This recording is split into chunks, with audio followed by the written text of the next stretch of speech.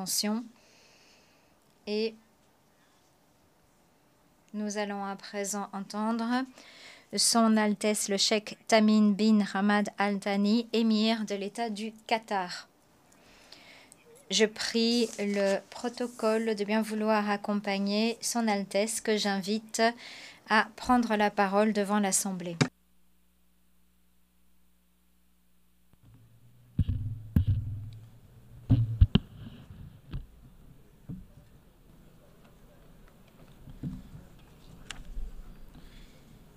بسم الله الرحمن الرحيم الحضور الكرام.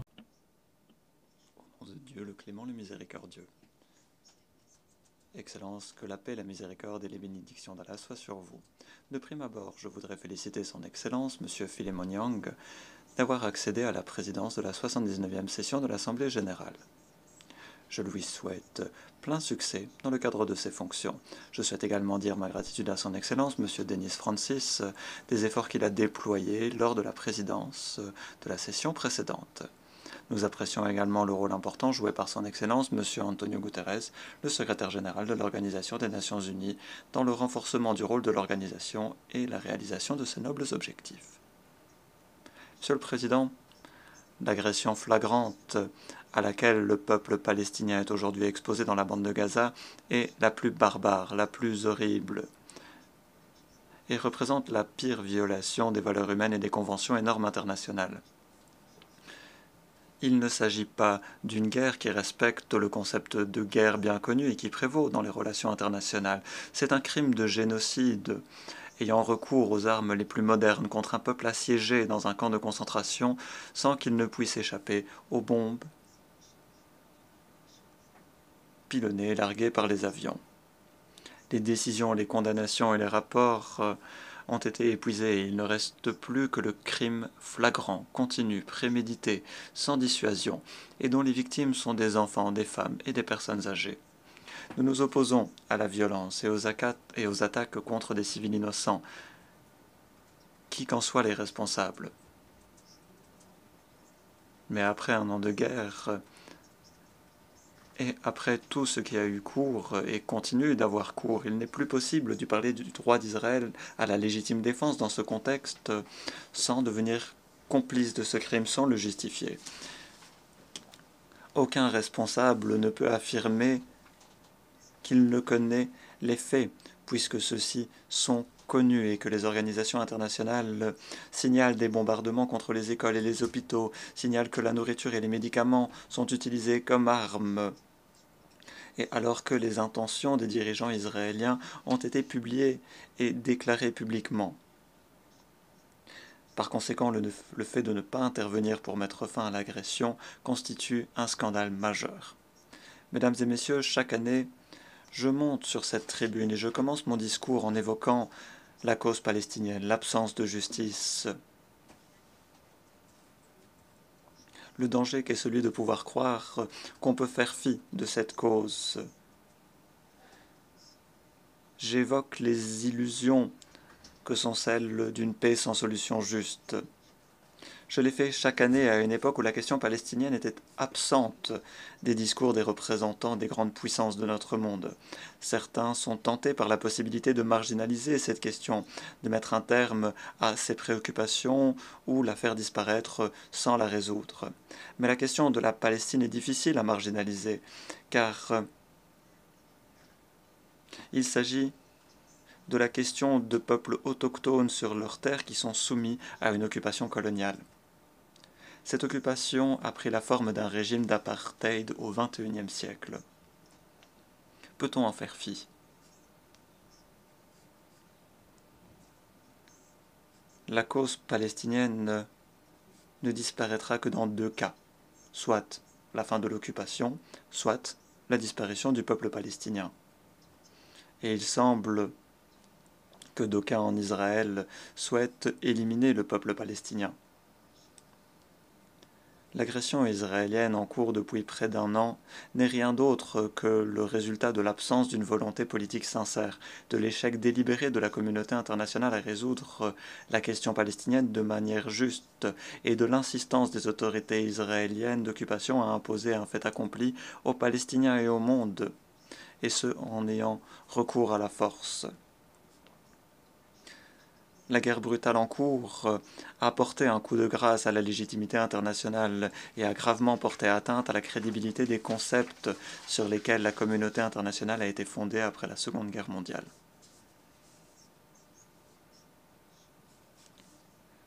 Comme si les conséquences désastreuses de cette approche, qui sont sous nos yeux, ne suffisaient pas à prouver qu'il y aurait une solution juste conduit au désastre, nous découvrons avec incrédulité que certains tentent encore de rechercher des mesures innovantes pour gérer Gaza après la guerre, avec ou sans autorité, en s'appuyant exclusivement sur des aspects sécuritaires. Ce que l'on sous-entend, bien évidemment, c'est la sécurité de l'occupant et non de celle de ceux qui ploient sous le joug de la colonisation. C'est cette façon de penser qui nous a menés d'une catastrophe à une autre. C'est l'approche qui veut adapter la région entière à la tempérance d'Israël et qui cherche des moyens de contourner pour éviter de mettre fin à l'occupation et d'imposer par la force la domination d'un peuple sur un autre. Est-il raisonnable que même après cette catastrophe, les grandes puissances, capables d'influencer le cours des événements, ne soient pas parvenues à convenir de la nécessité de mettre un terme à la guerre et d'œuvrer immédiatement pour trouver une solution juste plutôt que d'utiliser des formations innovantes pour y échapper?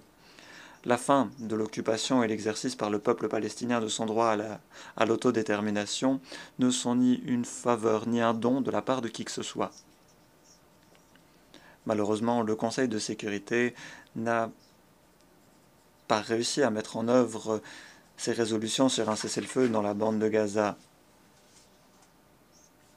et s'est abstenu d'accorder à l'État de Palestine un statut de membre à part entière aux Nations Unies, et ce, alors que l'Assemblée générale avait en mai dernier adopté une résolution soutenant la demande d'adhésion de la Palestine. Que l'État de Palestine adhère en tant que membre à part entière aux Nations Unies ne lui offre ni souveraineté ni n'élimine l'occupation. Son adhésion enverrait toutefois un message au gouvernement d'extrême droite impliqué dans la contestation de la légitimité internationale. La force n'annule pas le droit. Dire à quel point une telle mesure nuirait au processus de paix, c'est chercher à brouiller les pistes, car il n'y a pas de partenaire israélien pour la paix sous le gouvernement actuel, ni de processus de paix en cours. C'est un génocide qui a cours. Et à cet égard, nous félicitons de la position des pays qui ont reconnu l'État de Palestine conformément aux frontières de 1967. Que le drame humanitaire infligé au peuple palestinien depuis plus de 70 ans perdure constitue une honte pour la communauté internationale et ses institutions.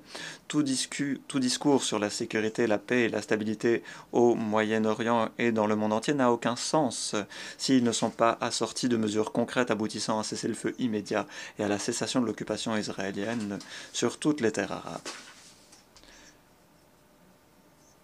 Mesdames et messieurs, nul n'est sans savoir que nous sommes confrontés à un drame humanitaire à Gaza et dans le reste du territoire palestinien qui est soumis à des attaques coordonnées de l'armée d'occupation et des colons qui entendent mettre en œuvre des plans pour étendre les colonies, annexer la Cisjordanie et judaïser Al-Quds. La communauté internationale est responsable de ce qui arrive au peuple palestinien frère, qui est soumis à une guerre d'extermination qui a entraîné jusqu'à présent la mort de plus de 41 000 martyrs, sans même compter ceux qui ont été ensevelis sous les décombres, dont 17 000 enfants, 11 000 femmes, 100 000 blessés, dont des milliers de personnes handicapées et des millions de sans-abri déplacés à maintes reprises, sans même mentionner la destruction complète de l'infrastructure, notamment les hôpitaux, les écoles ou encore les mosquées et églises. Toute une société est en train d'être détruite alors qu'une partie du peuple palestinien souffre d'un génocide. C'est la société palestinienne de Gaza qui a pu poursuivre son essor et atteindre un degré étonnant de développement sous un siège étouffant qui dure depuis plus de 17 ans. Monsieur le Président, l'État du Qatar a choisi d'entreprendre des efforts de médiation afin de mettre fin à l'agression contre Gaza et libérer les prisonniers et les détenus. Il s'agit d'une médiation qui accourt en dépit d'une guerre acharnée, en dépit de circonstances complexes, où aucun parti n'hésite à assassiner les dirigeants politiques avec qui il négocie. C'est ainsi qu'a été assassiné Ismail Haniyeh, dont beaucoup font semblant d'oublier qu'il n'était pas seulement le dirigeant politique du mouvement Hamas, mais aussi le premier ministre palestinien élu. Pour nous, la médiation et l'action humanitaire constitue un choix politique stratégique tant au niveau régional qu'international. C'est également un devoir humanitaire loin de toute politique et nous ne nous en vantons pas. Les efforts de médiation que nous avons déployés en partenariat avec la République d'Arabe d'Égypte et les États-Unis d'Amérique ont abouti à un accord de trêve humanitaire en novembre dernier. Cet accord a pu donner lieu à un bref cessez-le-feu dans la bande de Gaza, à la libération de 240 prisonniers palestiniens et à la libération de 109 détenus à Gaza. Cet accord a également permis d'acheminer davantage de secours. Nous avons également fourni une aide humanitaire à la population civile de la bande de Gaza. Nous avons contribué à l'évacuation des blessés et des malades et avons soutenu des initiatives humanitaires visant à faire parvenir l'aide à travers tous les canaux disponibles. Nous avons également revu à la hausse notre soutien à l'UNRWA, une agence internationale dont les services sont indispensables et qui a fait l'objet de calomnies pour des raisons politiques liées à la volonté du gouvernement israélien de liquider la question des réfugiés sans résoudre la question palestinienne. L'État du Qatar ne ménagera pas ses efforts pour fournir diverses formes de soutien humanitaire au peuple palestinien frère jusqu'à la fin de cette crise. Malgré les difficultés colossales, les tentatives d'obstruction et les calomnies dont nous sommes victimes, nous poursuivons nos efforts de médiation pour régler ce conflit par des moyens pacifiques. Nous sommes en effet conscients du fait que tout conflit n'est pas dépourvu de forces soucieuses de sa poursuite et sceptiques quant à toute médiation, quelles que soient les intentions. Nous continuerons d'œuvrer aux côtés de nos partenaires pour parvenir à un cessez-le-feu permanent, pour veiller à la libération des prisonniers et des détenus, pour parvenir à une solution juste conformément aux résolutions de légitimité internationale et à l'initiative de paix arabe. Nous continuerons d'œuvrer pour que le peuple palestinien obtienne tous ses droits légitimes, en premier lieu son État indépendant avec Jérusalem-Est pour capitale, conformément aux frontières de 1967. La création d'un État palestinien indépendant dans le cadre d'une solution juste et durable est dans l'intérêt des deux peuples, et israéliens et palestiniens. Nous n'atteindrons cet objectif qu'avec un partenaire sérieux, un partenaire conscient de l'importance de renoncer à la discorde et de mettre fin à l'occupation et à toute forme d'agression, afin qu'ensemble nous puissions parvenir à la paix souhaitée au Moyen-Orient. Monsieur le Président, en plus du crime majeur commis en piégeant des appareils de communication sans fil et en faisant exploser des milliers de personnes en un instant, sans tenir compte de leur identité ni du lieu où ils se trouvent, Israël mène actuellement une guerre contre le Liban et personne ne sait à quel point cette guerre pourrait s'aggraver. C'est ce contre quoi nous avons mis en garde à plusieurs reprises au cas où on n'arrêterait pas la guerre brutale contre Gaza. Cette guerre dévastatrice et systématique doit cesser et c'est le choix d'Israël, car ses dirigeants savent très bien qu'elle n'apportera pas la sécurité ni la paix, que ce soit au nord d'Israël ou au Liban, et que la clé de la sécurité est une paix juste. Arrêtez l'agression contre Gaza, arrêtez la guerre contre le Liban. Au Yémen, frère, nous espérons maintenir la trêve de 2022. Et nous espérons pouvoir progresser vers un cessez-le-feu global. Nous espérons pouvoir ainsi régler la crise, garantir l'unité du Yémen et réaliser les aspirations de son peuple frère grâce à des négociations entre les partis yéménites sur la base des résultats du dialogue national, de l'initiative du Golfe et des résolutions pertinentes de Conseil de sécurité. Concernant la crise en Syrie,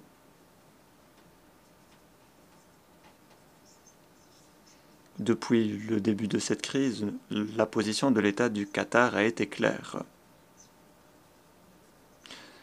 Nous sommes soucieuses des intérêts du peuple syrien frère et nous espérons que les partis et les pays liés à la crise seront convaincus de la nécessité du dialogue et de l'entente pour y mettre fin, conformément à la déclaration de Genève 1 et à la résolution 2254 du Conseil de sécurité, d'une manière qui réponde aux aspirations du peuple syrien et préserve son unité, sa souveraineté et son indépendance. Concernant la question soudanaise, nous appelons toutes les parties soudanaises à mettre un terme aux hostilités et nous affirmons notre soutien à tous les efforts régionaux et internationaux visant à mettre fin à cette crise, de manière à garantir l'unité des institutions étatiques, ainsi que la souveraineté et la stabilité du Soudan. En Libye, nous soutenons le volet politique et la mise en œuvre des résolutions du Conseil de sécurité. Nous exhortons toutes les parties à reprendre le dialogue et à surmonter les divergences afin d'apporter la dernière main aux efforts de réconciliation nationale, résolution possible. Dans ce contexte, et fort de notre ferme conviction dans le principe du règlement pacifique des différends, nous avons apporté une contribution concrète au cours de l'année qui s'est écoulée, puisque la médiation du Qatar a conduit à un échange de détenus entre les États-Unis et le Venezuela. Des dizaines d'enfants ukrainiens ont pu retrouver leur famille après avoir été séparés par la guerre.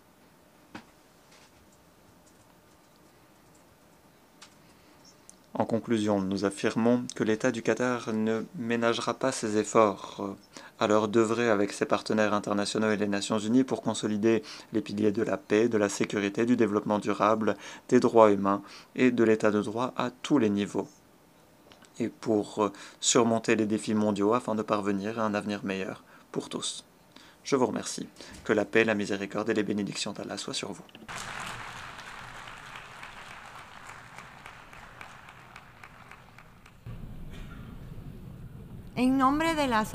Au nom de l'Assemblée, je remercie l'émir de l'État du Qatar et